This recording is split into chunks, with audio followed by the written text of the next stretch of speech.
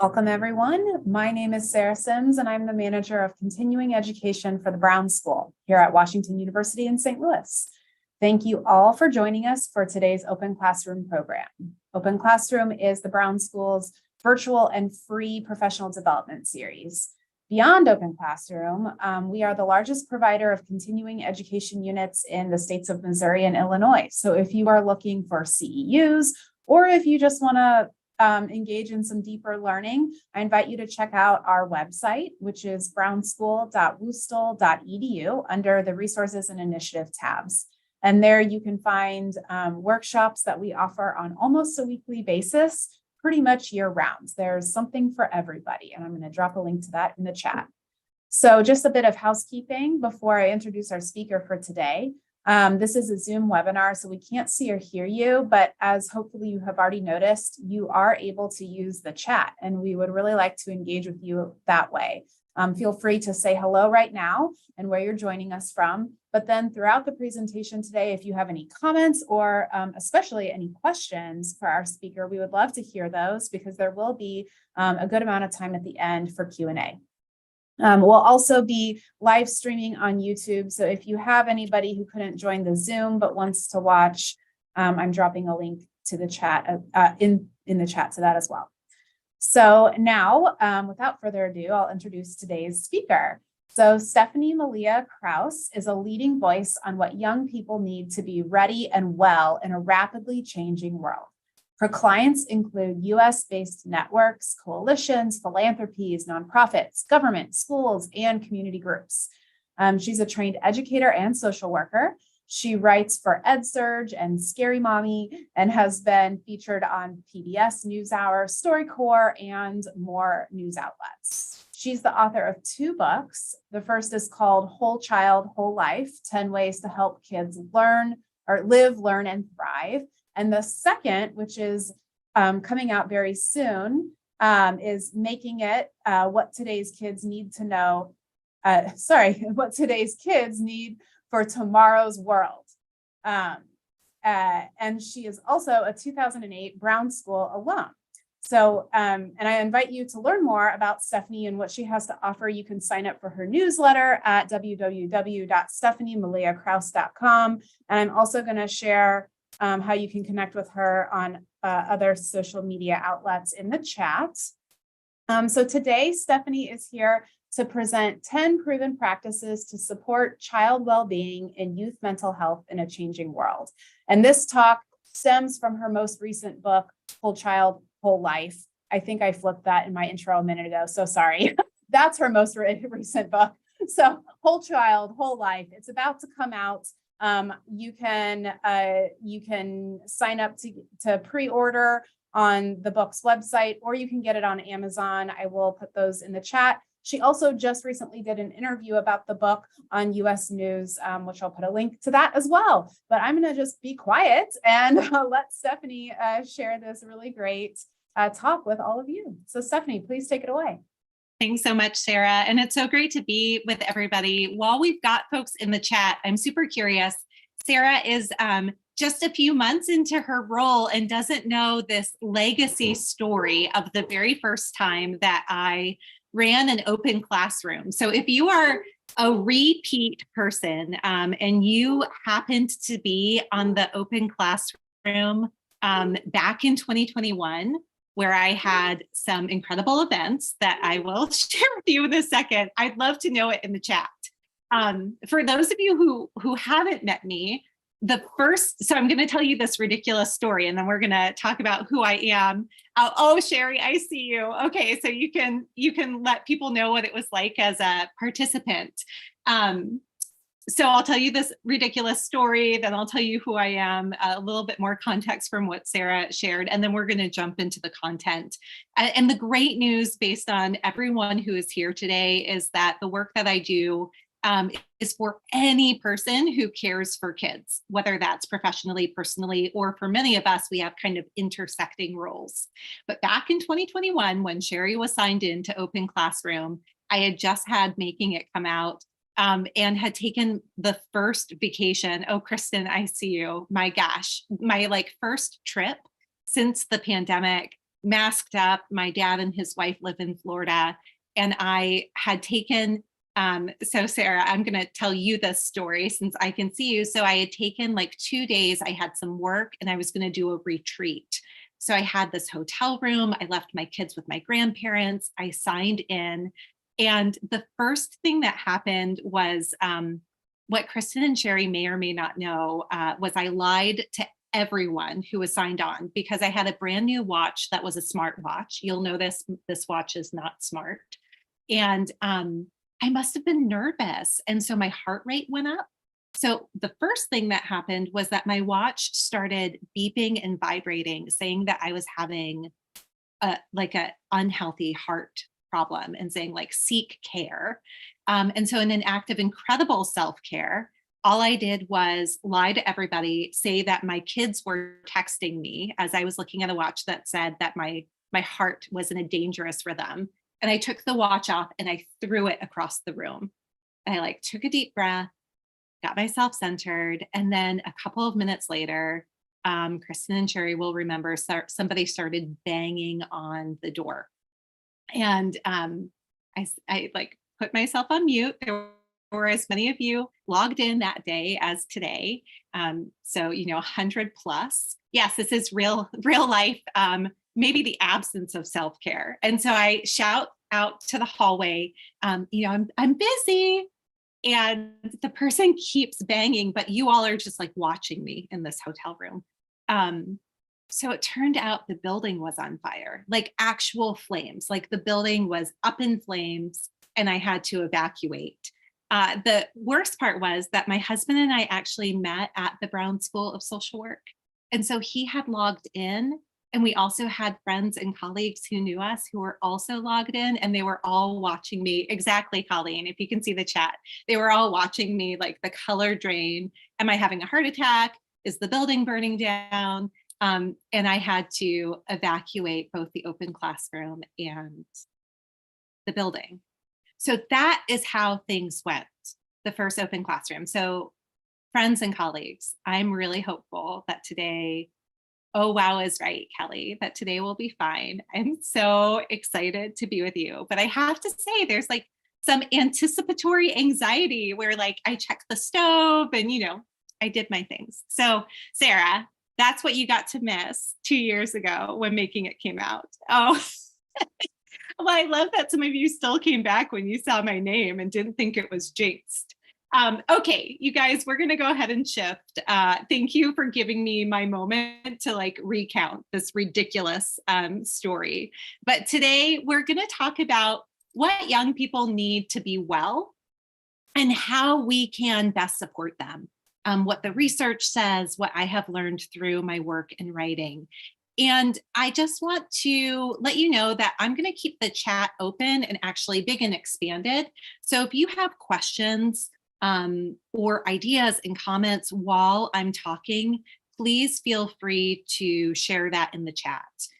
As a reminder, and for those of you who may have joined a little bit later, you'll see some ways to get in contact with me today. And Sarah, actually, if you can find the Amazon link to Whole Child, Whole Life, as you're listening today, the content from the presentation comes from a book that I have coming out May 30th, so at the end of this month, and Sarah flagged it. It's called Whole Child, Whole Life. It does include some scholars and colleagues from the WashU and St. Louis community. And it's written, I saw we've got a mom here who's in town from China for her daughter's graduation. Congratulations. It is written for anybody, global or national. So a little bit more about me besides the ridiculous story of my first open classroom. I mentioned I met my husband at WashU in the social work school. So we're deeply committed to the university and to the social work program specifically. We have 2 little baby bears, Justice, who is in 6th grade, and Harrison, who is in 4th grade. I also have 2 godchildren who, before their teen years and working lives, lived with us every summer. And so I am in the trenches as a parent and godparent for older childhood, tween years, and teen years. I say that because while my professional background, I kind of talk about it as being from the schoolhouse to the White House, deals with everything from national domestic policy and philanthropy to working with schools and organizations. I am in the trenches as a parent every single day. And so that work was, as I was writing Whole Child, Whole Life and doing this research, it was happening in the pandemic and as we were coming out of it. And so everything really has personal resonance. So that's a little bit about me. I'm sitting in my basement on the Illinois side of St. Louis. So loved seeing the Girl Scouts of, I think, Southern Illinois. And then there was Eastern Missouri too. And yeah, let's go ahead and jump in. So as Sarah mentioned, I've got these. Oh, great. Christina, I see you. So we've got 2 books that we're going to be drawing from today. But I want to start by telling you the story of why I wrote Whole Child, Whole Life and why it was so important to me to come back to the WashU community in the weeks before the book was out to share what I learned, because I feel a real sense of service and obligation back to this community to loop back and bring that news. So as my folks on the chat who remember the fire know, in the middle of the pandemic, I had this first book come out, Making It. And Making It is about what young people need to be ready for the future, for adulthood.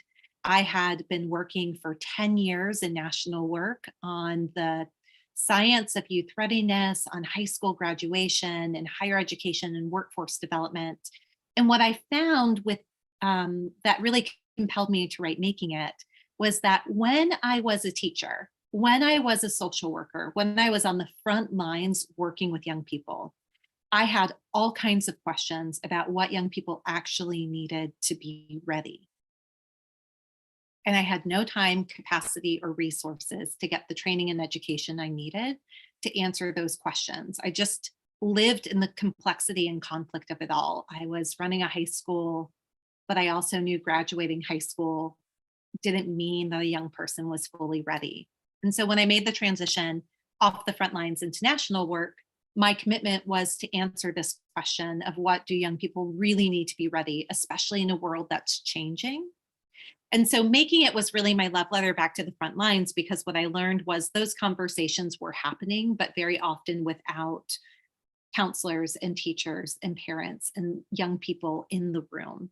And so I wanted to write what I was hearing in national work back to the front lines of people who work with and raise kids.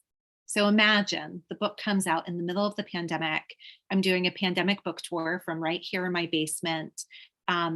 Only that one instance in the hotel in Florida. And I would always get the same question at the end of a talk where somebody would say, you know, I really appreciate you telling me what young people need to be ready for the future. And I'm really worried that young people are going to burn out or give up before they get there. And so we were on the cusp of what started to become this surging youth mental health crisis. Any of you who are in child and youth counseling services directly, many of you who work with kids will already know that we have been really struggling with youth mental health for a long time. And that the pandemic really just inflamed what we were seeing and turned the lights on with conditions and challenges kids had earlier, making them more severe, and there were real capacity issues. So what I recognized and what they recognized when I was talking is that I had a background in social work and had this incredible connection to scholars and scientists who understood what young people need, not only to be ready, but to be well. And this idea of what do our kids need in this time to be well was the question that really became the driving question for Whole Child, Whole Life and for the conversation we're going to have today. So I just wanted to anchor you in that, to understand that it is both this idea of how do we think about what children need for their well-being in today's world, and what could support them for their well becoming in tomorrow's world. That in order to thrive in this crazy life, young people need to be ready and well, that they're really companions to each other. So all of my work focuses on, and all of the things that we're going to talk today focus on, what do young people need to thrive now and in the future? So Sarah shared the Amazon link. Again, if you're interested in grabbing a copy of the book, there's also another link that I know she can share in the chat. If you try not to buy your books from Amazon, that give you a couple other pre-ordering options. But today you're going to get a nice overview of the research on what it looks like to take a whole child, whole life approach, and what does the science say, and what does experience and history tell us is always good for supporting the wholeness and wellness of the young people who we're raising and the young people who we are working with. So the first thing to do is to kind of ground us in the research of what does it look like to know the whole of who a kid is? Because when we're thinking about supporting their well-being, their well-becoming, when we think about supporting their ability to live fully and to build a life and future that they love, we have to understand who it is that we're working with and who it is who's growing up in our homes and in our communities. This idea of a whole child approach, for those of you who may work in schools and in education specifically, is something that has been talked about for a long time. And it often, particularly in schools, is kind of centrally focused on the individual kid outside of the broader context of what's going on. So as you're looking at this and thinking about the kids in your life, I would maybe just pause and reflect on, how am I checking in on a regular routine basis to have an idea of what these aspects are, how they are evolving and changing, or how they are impacting young people. For the next 2 minutes, I'm just going to choose a professional perspective, because I know that Dr. Davis is asking, does this apply to teenagers? Also, absolutely. You're going to hear me talk about kids, young people, children. I'm going to use these in all interspersed ways, but I think about childhood and adolescence through the mid-20s. So this is really kind of a view of the K-12 experience and 25 and younger. So there will be some language translation if you work with tweens and teens and you're hearing me talk about kids. Just know that it absolutely applies, and the content of the book applies too. There's actually a bunch of high schools who are using it. Yes, the first quarter of a possible 100-year life. So we'll maybe get into the brain science a little bit on why 25 and younger. But in terms of taking this whole child perspective, we have to start by considering the kind of crude and rudimentary profiles that young people have based on what people know about them from preliminary data, how they look, where they live, where they come from, who they live with, and any other data that a system might have. So I know there are a couple of pediatricians on the call. What's in that initial intake form? What is the perspective you have when they walk in based on how they look, based on who is with them? In the same way that in past years we've explored bias, I think that there is a real need for us to explore profiling and the ways that we profile the kids that we work with, and the ways in which our own children are profiled, and how that has a really outsized impact on how they experience the world and how the world experiences them. Understanding what their demographics are and what that means in terms of the various challenges and opportunities that they will experience. Demographics being things like race and gender as two examples of several. And then determinants. So the things that determine a young person's quality of life. This could be everything from the environment that they live in, the actual neighborhood that they live in. These pieces, determinants are a little bit more changeable than demographics, but they really do have an incredible impact on kids, but they also don't tell us the whole of who we are. It is common in schools and youth programs in particular, based on what we have available in an information system to make incredibly impactful decisions on that preliminary data. And I would love to see people extending and moving it forward. So the next parts of this are a little bit like cross training. The next part of the picture of who a whole child is understanding where they are developmentally, socially, and emotionally. One of the things I talk a lot about in Whole Child, Whole Life in the book is that young people today are growing up slow and fast. I'd love to hear people's thoughts about this in the comments, but what we're seeing is that the typical developmental milestones have kind of been reorganized and stretched, and some are taking longer. At the same time, there's this phenomenon that has always happened with particular groups of kids, particularly kids of color, adultification. Kids are treated like they are older than they actually are. They're exposed to things that are more adult. Some of that is from technology. Some of that is from experience, like living through a pandemic, experiencing grief or trauma, loss. But it's really important to have this developmental picture. If you work with kids, one of the things I would just implore you is to think about, in the same way that the pediatricians on this call have growth charts to look at height and weight, BMI, that we should imagine what growth charts could be for young people developmentally.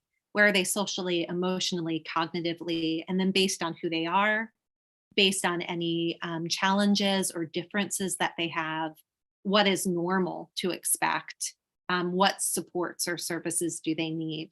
The third part of that profile is thinking about where they are health-wise.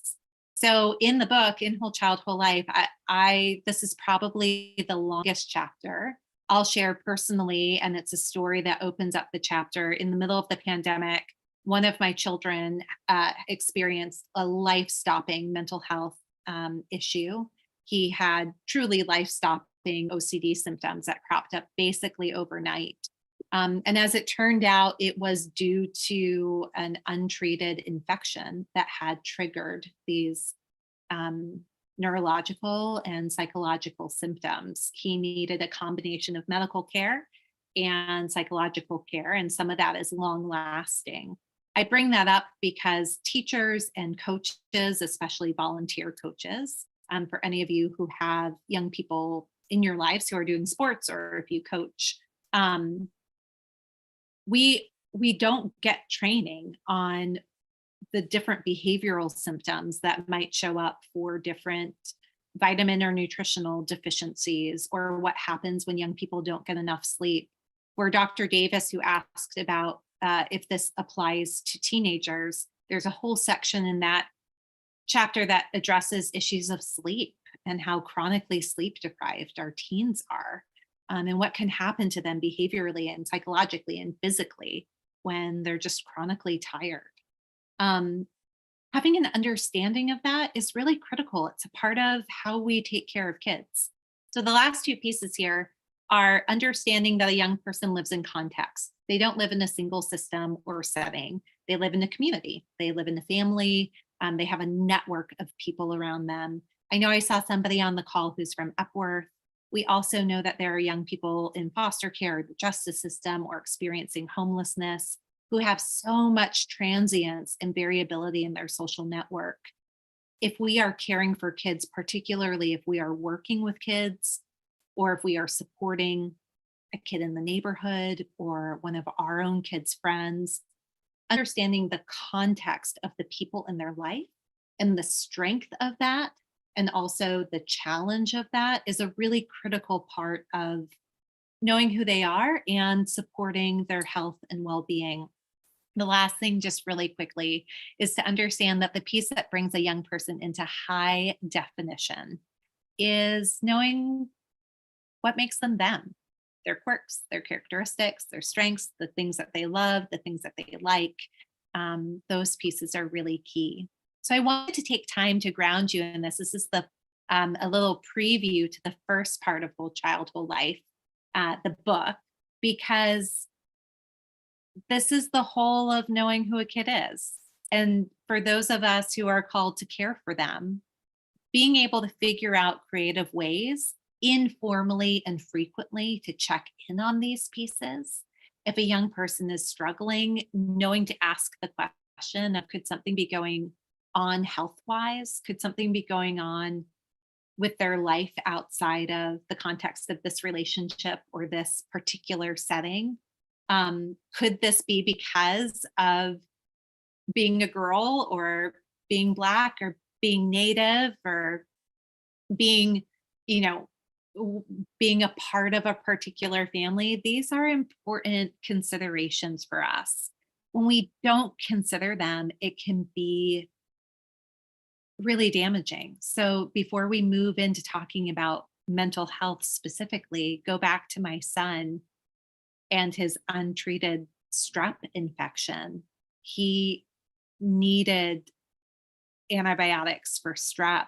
And if the therapist, and it was his counselor who suggested getting him tested for this common childhood infection, had not been cross-trained to ask what is going on with this young person's body, not just what is going on with this young person's brain, this part of the body, then things would have continued to get harder and harder for my son. So this is a picture of thinking about the whole child. I think about this as a parent and also in the sort of educator, social worker world. It's definitely something I wish some of the coaches who I connect with in particular, youth sports is something I have been thinking about a lot, maybe because my kids are in it right now, would get some training in.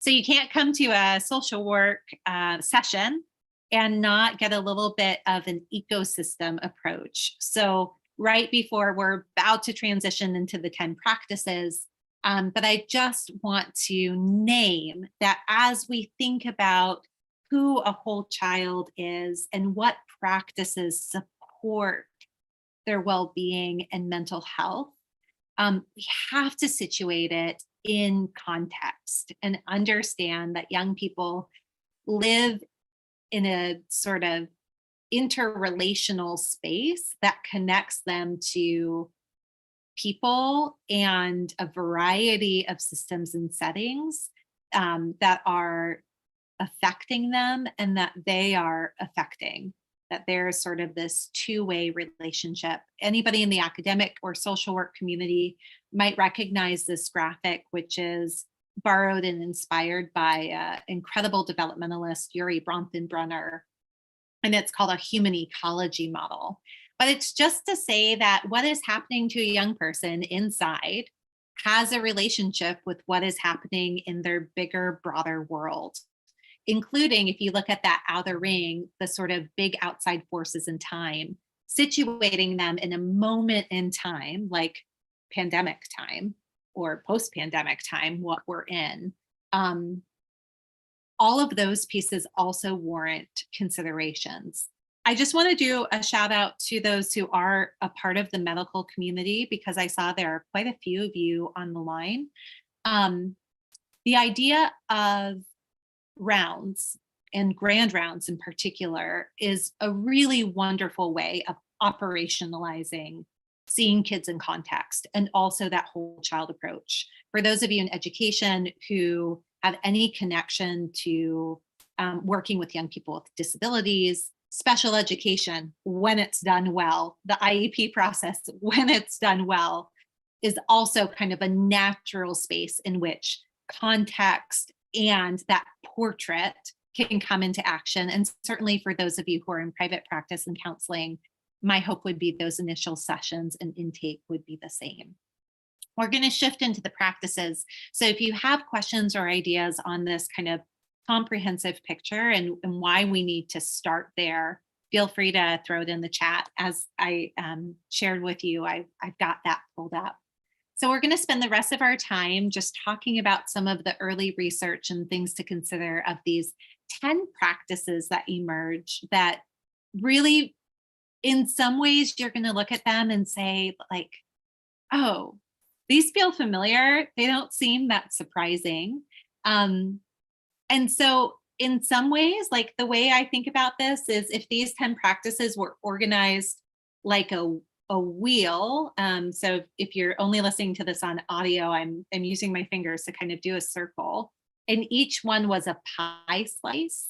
These are the pieces that have to be lit up in a child's life or teenager's life, right? So that whole first quarter, first 25 years. And what's incredible is these are the 10 practices that take care of kids. And to this question about who does this presentation really relate to, the same practices apply to us. So when I was getting that question, when I was on the pandemic book tour for Making It, and people were asking, what do young people need to be well? I really wanted to understand what they needed to be well in this current context of a volatile and changing world. And what I found is that there are practices that have always been important across time, across context, across cultures. And that's what these 10 are. So as you're looking at these 10 practices, when these pieces, I kind of think about them as like turning the lights on. When the lights are turned on in all 10 areas in a young person's life, in that moment, in that situation, in that day, in that experience, they have the conditions that they need to thrive. And so we're going to talk about what that means, because as adults, we can put those practices into place in small ways and in large ways. They kind of group together. So if you're looking at the slide, it's over here on a monitor for me. The first 3, meet basic needs, prioritize mental health, and invest in personal interests. They're kind of internal to the young person, these internal assets. And then it goes out. And so the next 3, nurture healthy relationships, build community and belonging, and embrace identities and culture, is about the kid in relationship with other people. The next 2, attend to the past and present and act with a 100-year mindset. Those are the temporal pieces or the time-based pieces that help us keep our kids well. For those of you in medicine, education, counseling, social work, this is where things like epigenetics, generational trauma, but also future forecasting come into play. And then the last 2 are, so that kind of brings back again into the internal, but it's internal across time. And the last 2 practices go back out into the world. And this is about service and contribution and spirituality. So that kind of gives you a little bit of a sense of these 10. When it comes to meet basic needs, so we're going to walk through the 10. Obviously, you're going to get a lot more of the science and strategies and stories in the book. So really encourage you to check that out. But I think the thing that's important to know when it comes to meeting young people's basic needs is very often we think about, particularly in schools and youth programs and social service agencies, that certain staff and people meet basic needs. Like, oh, you're going to go over here and get food or housing or whatever else. The science for childhood and young people is really interesting because they have basic needs that are, of course, safety, security, permanency, having housing, food, those pieces. But they also have very basic needs that include play and downtime and having a sense of purpose. And the science shows that those pieces are as important to the health and development of young people as the consistency of having the other pieces, and that you can have, if you know Maslow's hierarchy is this triangle, and it says, oh, you cannot possibly experience these kind of higher level needs like purpose or belonging until you have food and water and housing. And actually, that pyramid really needs to be flattened. Young people can absolutely experience, and if you've ever worked with or experienced yourself homelessness or food insecurity, you know that there are moments where we can experience incredible purpose, incredible belonging, deep relationship, even in the absence of some other basic needs. But what I try to communicate, or what I found from the research, I'll stop talking about this in the context of the books, just so that you get the richness of the research, is that young people have basic needs and they also have fundamental rights, and that these are foundational, that without these pieces in place, it's not only the well-being of young people that is compromised, but there are so many instances of true harm and young people being held back. So if you're looking at the screen, you can see again that the essentials are things like food and drinkable water and housing, but that when it comes to young people having opportunities to explore, experiencing belonging, knowing that you have people, is a true basic need, and it needs to be treated as that. And when young people don't have it, it should be like a full stop. You stop everything and you prioritize them getting it. I heard something really interesting when I was doing the research, that many of you may have heard of a fight or flight response. Something terrible happens at trauma. We either fight it out, we freeze, fight, flight, or freeze. So you freeze, you fight, or you take off and you leave. They say that there's another response that's just as much a part of our basic survival, and it's called tend and befriend. And it's this idea that historically, all the way back to our most ancient ancestors, that we've needed belonging, we've needed people, in order to stay alive. And the research on loneliness would tell you that that's absolutely true. People who are experiencing incredible loneliness, when we think about young people, bullying, isolation, chronically feeling like they don't belong, there are incredible health implications to that. They get sicker, they die earlier, quality of life is significantly compromised. I find this important as an educator because when I look at that needs wheel, I don't see that schools are structured in a way where teachers have permission to always prioritize this. And then on the right side, I just want you to be able to take a look at that and understand that when we're doing advocacy work, or when we're advocating for our kid or the kids who we serve, that these are the things that they should be entitled to. And that's from a global perspective. But this idea of what are young people's rights.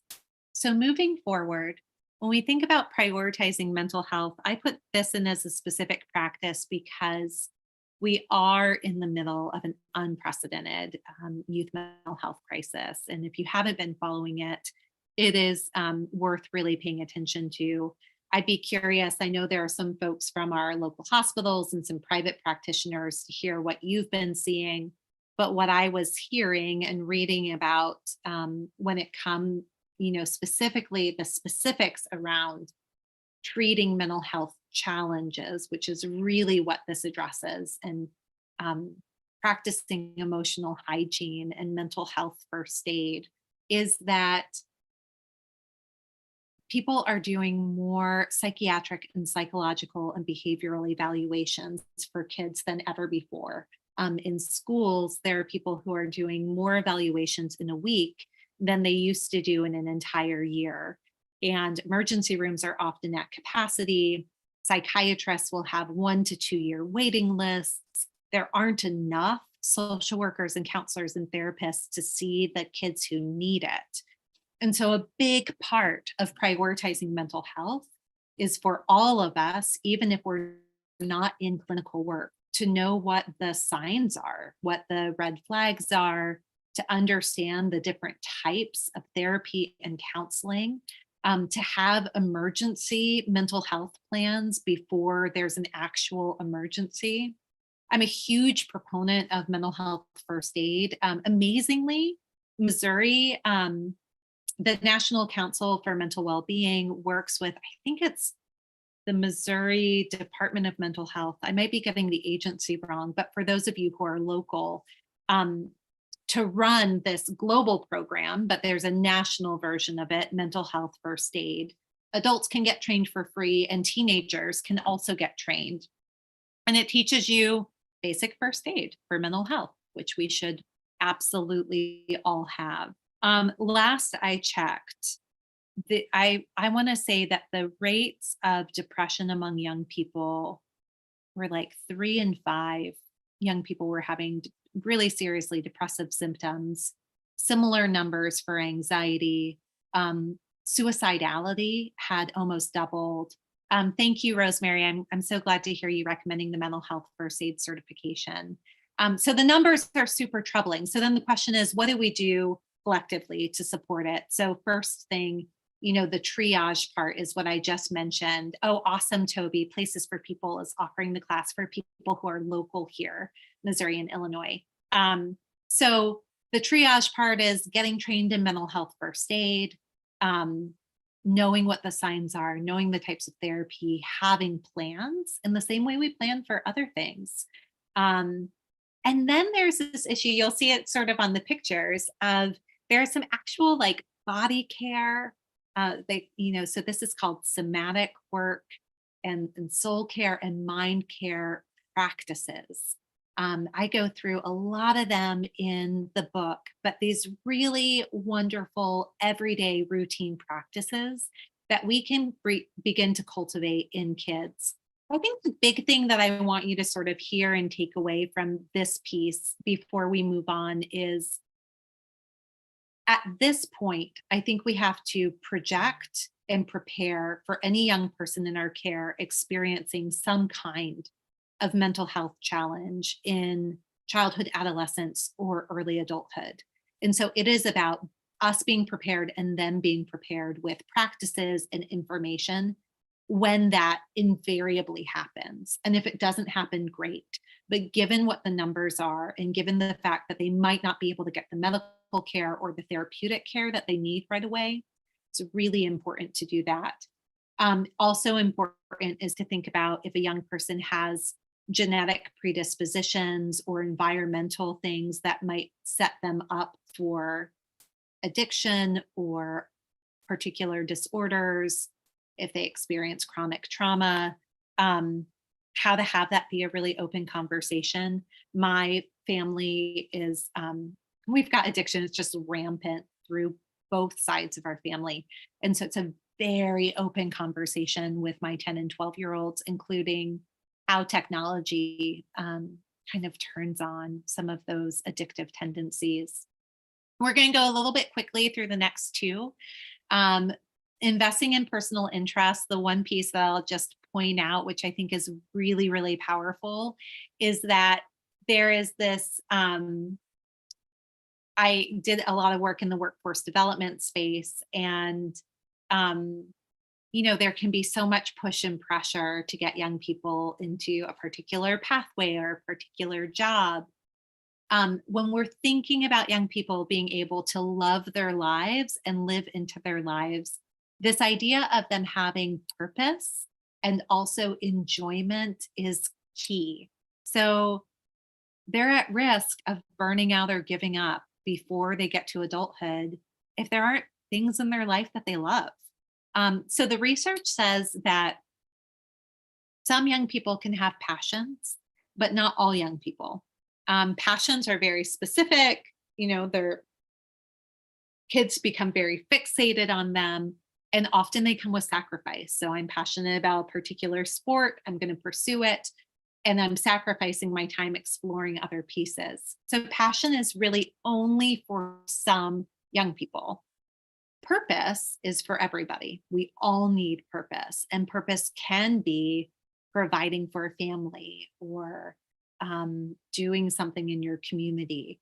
A part of supporting young people's mental health is giving them spaces and ways to explore what they enjoy, to get some exposure, to understand what they enjoy, what they might not know about, and then to kind of light and ignite their purpose, which could be passion, but probably isn't. But making sure that they know that there are ways that they can contribute and that are really satisfying. So the next practice is the one that I'm going to take the least amount of time on, and it probably is the most important, because there's not a lot of explanation that I need to give to this, except to say I have been researching child and youth well-being for 20 years.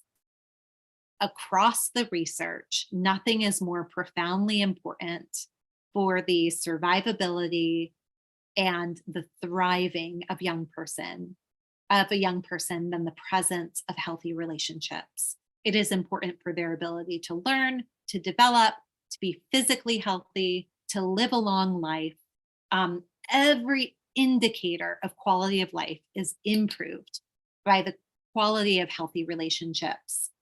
And it's not just enough to have that one caring adult. That is a critical part. We actually need to think about the full social network that is a part of a young person's life and how to convert that network into a support network. So when I'm thinking about what the research says about the healthy relationships we, the adults, have to help young people nurture, it's their relationship with themselves. It's the relationships that we get to experience with them between peers. It's the relationship that we have with the other adults in their life. So this example talks about a teacher. And then it's also the relationship that they have to groups and communities. So just know relationships matter and they need to be prioritized. They need to be given preference, and that there really isn't anything more strong in the research that has such a profound impact on everything else, including support for mental health specifically. Relatedly is this ability to know that you belong. So I want to go back to Dr. Davis. You asked about teens. So in the tween and teen years, adolescence, which is the onset of puberty, which at this point is like 10, 11, all the way to the full formation of executive functioning, which is your mid-20s, around 25. These are the years where young people are asking themselves, who am I? Where do I belong? Where do I find purpose? Who are my people?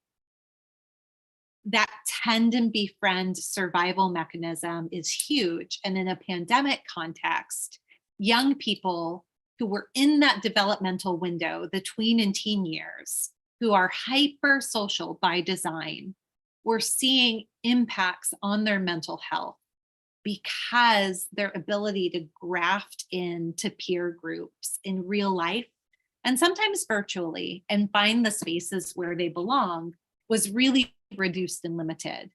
Building belonging and authentic belonging where young people can be their most authentic selves is a very, very high priority in addressing mental health challenges and then also in promoting thriving. So Sarah's asking around, what can be, oh, I see, not everybody can see this question. Okay, so there's a question about a lot of what we're talking about today is around individuals and families, what can be done structurally. So I will tell you, Sarah, I'm going to answer this in two ways, and one way is not going to feel very satisfying to you. Whole Child, Whole Life as a book was written specifically around the direct interactions that adults have with children and young people inside of systems and structures that very often can cause harm, very often are not supportive of the things that young people need for mental health and well-being, and sometimes occasionally really are supportive of mental health and well-being. So this presentation is going to stay at the level of individuals and individual interactions, although I would love to have a conversation, maybe a follow-up conversation on Open Classroom about if this is what young people need in their individual interactions and relationships to promote well-being. What does that mean for the systems and structures? And what does that mean for little p, big P policy?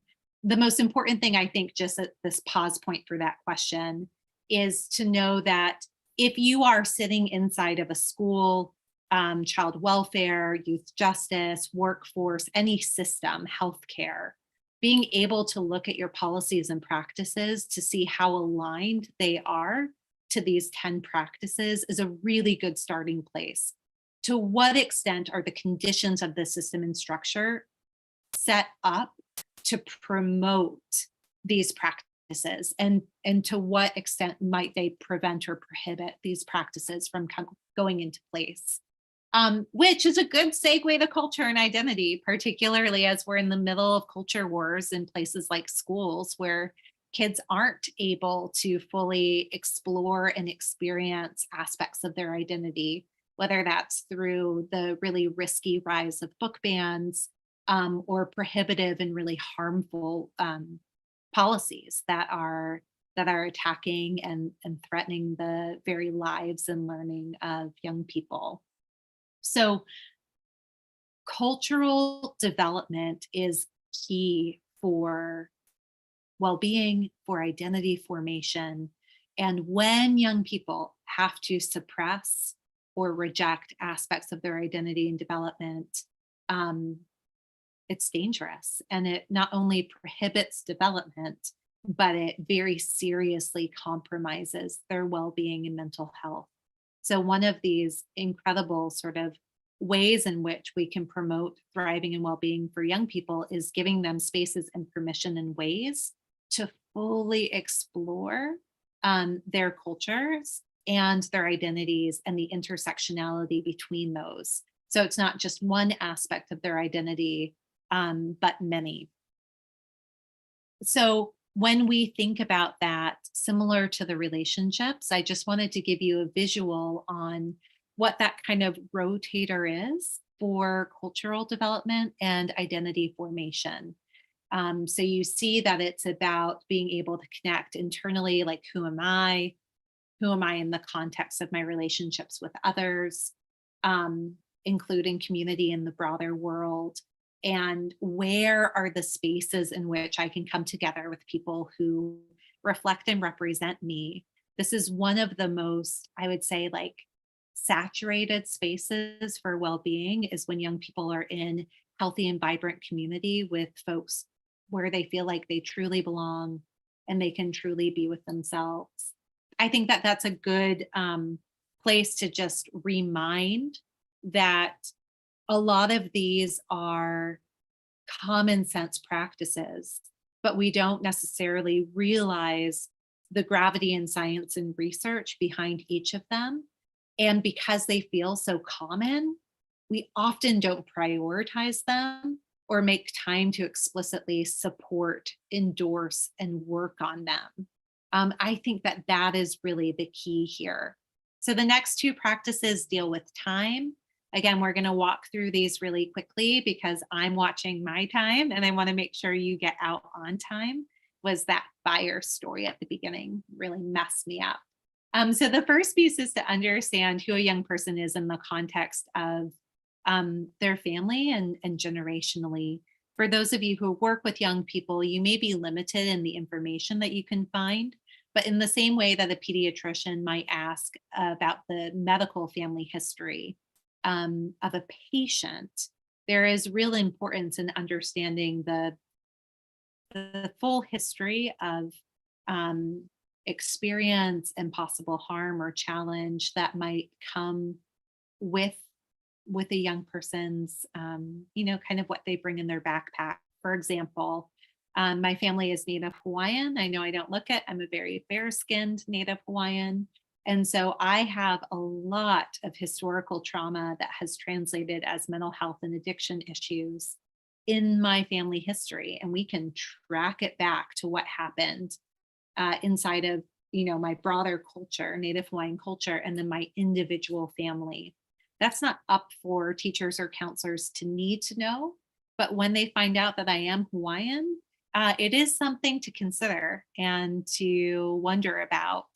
There are so many other pieces that come up here in the context of relationships, understanding that a young person not only brings generational history with them, they bring the context of all of the relationships, all of the years of their own lived experience, their own life.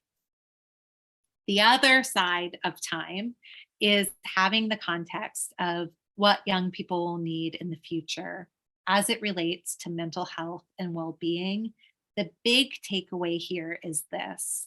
The science now says that young people, if they're given the right resources and opportunities, this is key, should, as an expectation, look to live a 100-year life or longer. In fact, there was a BBC article just a couple of weeks ago that suggested that we humans may actually live to be 130 or 140 years old. It's a really freaking long time.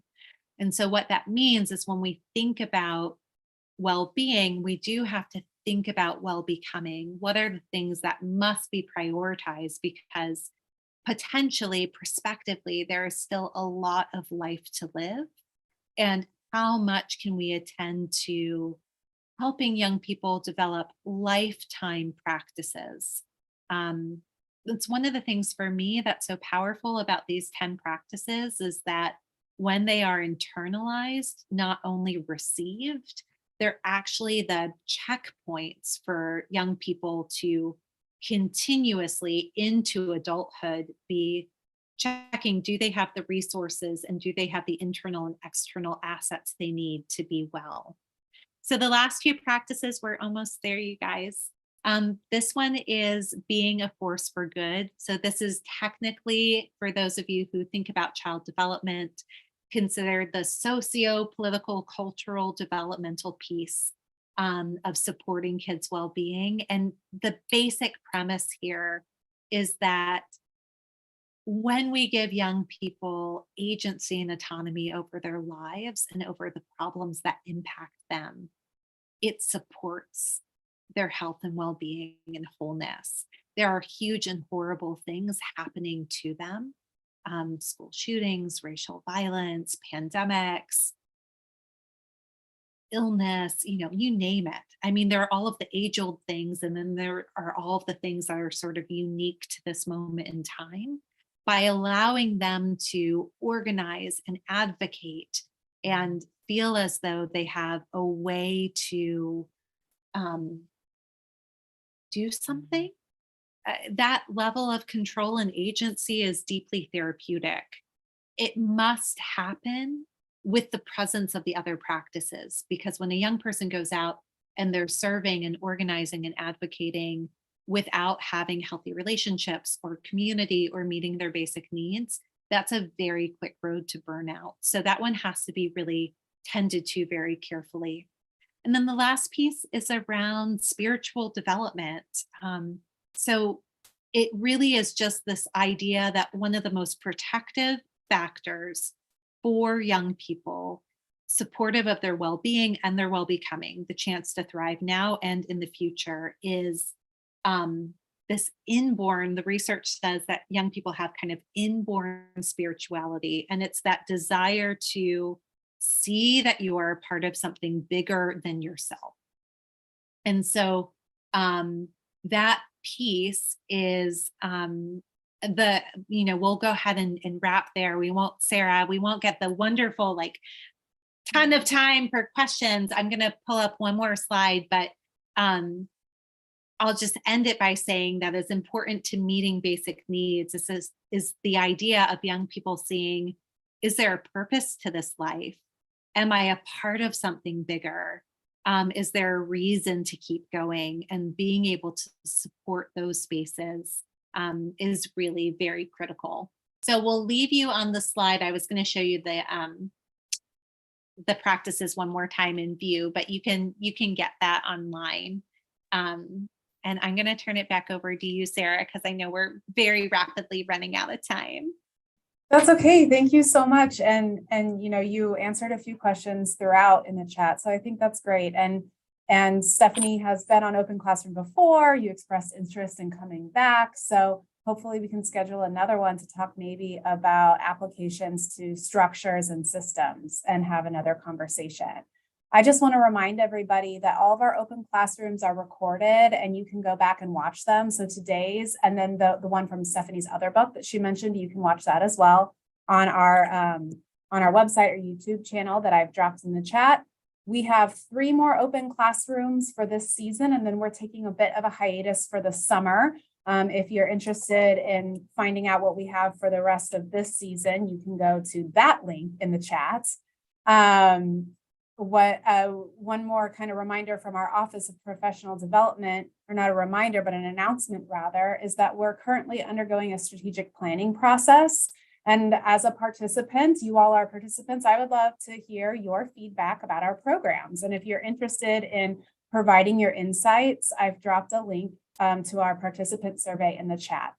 Finally, please check out Stephanie's book. You can pre-order on the book website, and then there's also the link to where it's available directly via Amazon, because obviously a lot of great things to dig into if you want to do that in the book. So thank you everybody for joining us today and for your engagement throughout. And I wish you a great rest of your day. Bye, everybody.